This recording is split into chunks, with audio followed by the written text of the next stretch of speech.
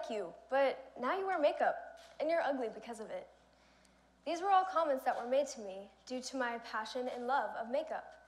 And I'd be lying if I said those judgments didn't get me down. In fact, I'm not alone. The National Education Association stated that over 160,000 students were missing school each day because they're afraid of getting judged.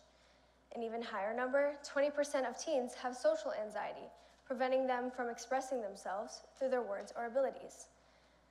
So you could probably tell by now that I was judged for my love of makeup. Despite being bullied for this love and passion for makeup, I'm still on a journey of getting better, but there are many obstacles I had to face in order to appreciate the artistry of makeup.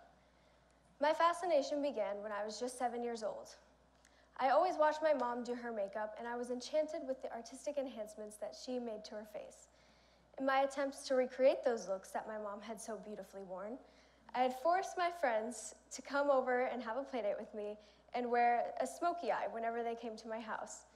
And the funny thing is, we thought we looked awesome. I made the classic second grader mistakes of overlining my lips too much, forgetting that I had to blend, and a whole lot of blush.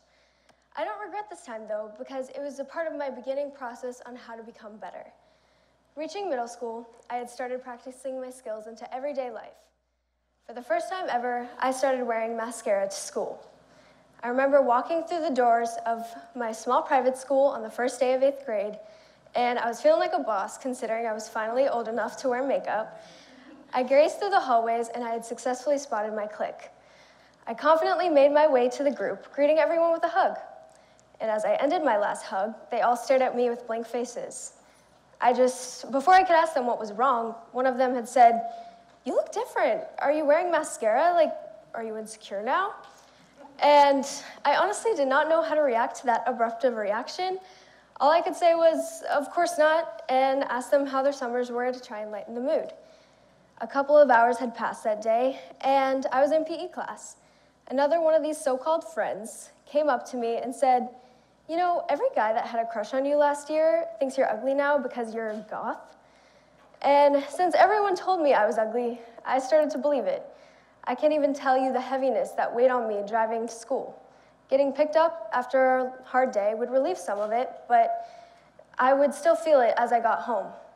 As I wanted to allow my skill to grow, it was just a lot harder because the judgments made it extremely difficult.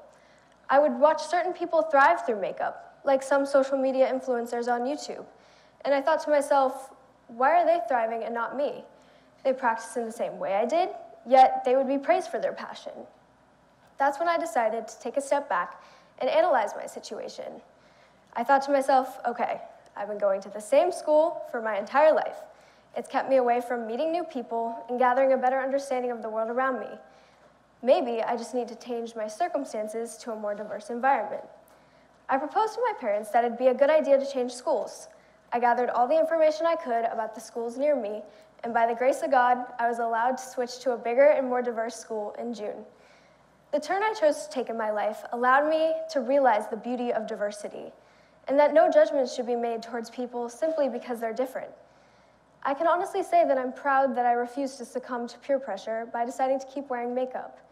It felt like a declaration of, I don't really care what you think. I'm going to be myself. Some women, including myself, wear makeup as a reminder of their strength, and it serves as a confidence booster. And it bothers me to no end when I see kind, independent women being bullied by both women and men due to their attempts to express themselves. And as a victim of this, I feel that it's important to recognize that makeup is so much more than just a product applied to your face. Self-expression through makeup is not an uncommon thing as well. It is seen in many cultures currently and ones that have existed in the past. In ancient Egypt, cosmetics were believed to possess magical powers. Specifically, green paint applied to the eyes was thought to summon the goddess of beauty. In most African tribes, there's an abundant use of face paint that gives off symbols of hunting and unity. In today's culture, especially seen at football events, men wear makeup on their faces to express toughness, loyalty, and spirit. They put on makeup on their faces for a purpose. All these examples I've given you should be recognized. The use of this art is not solely for shallow purposes, and women who love makeup for the art feel deeper connections to it and some are bullied for expressing themselves for it. When a lack of self-expression is done through things like art, people can start to question who they truly are and why they matter to the world around them. In fact, having a creative outlet to cling to can often assist people in mental disorders like anxiety or depression. According to the American Journal of Public Health, the likeliness of obtaining a chronic diseases like heart conditions, diseases like depression, and even things like Alzheimer's are greatly increased when a person is under high levels of stress.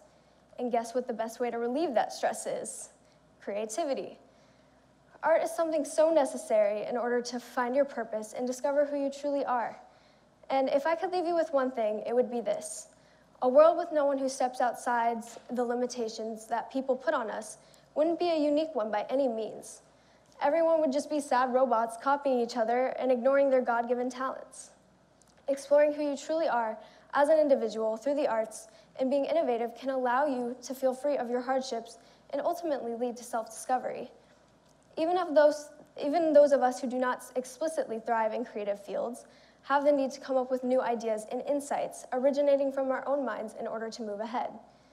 Unnecessary judgments of artistic expression towards one another should not be made. And even if you do become a victim of this, please keep your head up, because one day those talents will pay off. If I listened to the ones that called me ugly and in their minds goth, I wouldn't be speaking today. Each and every person has a talent, and it's a beautiful thing to express those talents and find who you truly are in the midst of it. Okay, I want you to repeat after me. I'm beautiful and awesome no matter what people may think. There's still so much that this world has to offer, and whatever burning passion or unique ability that you have, it is there for a reason. And practice your individuality, despite what people say. I practice mine now, despite any comments made, and I feel that it's important for the world to recognize that makeup is not merely superficial alterations to a face, but it's an external reminder of who a woman is on the inside. Thank you.